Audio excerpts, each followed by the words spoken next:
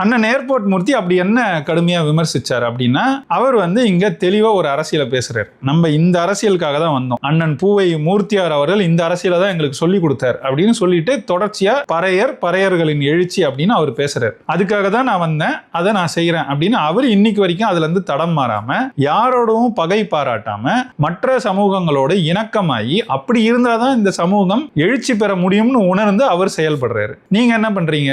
எவனும் சேர்ந்துடக்கூடாது, எவனும் முன்னேறிடக்கூடாது, அதுல ரொம்ப தெளிவா இருக்கீங்க. அதுக்கு இது இடையூறா இருக்குன்றதுனாலதான் பறையன்னு பேசிட்டு எவனாவது வருவான், வந்தானா அவனை செருப்பால் அடிங்க அப்படின்னு இந்த திருமாவளவன் கொஞ்ச நாள் முன்னாடி பேசினாரா இல்லையா? அவனவா இருக்கணும். பல பேர் பறையங்கிற பேர்ல இயக்கம் வச்சுக்கிட்டு வருவான், செருப்பு கழட்டி அடிங்க இந்த நாய்களை.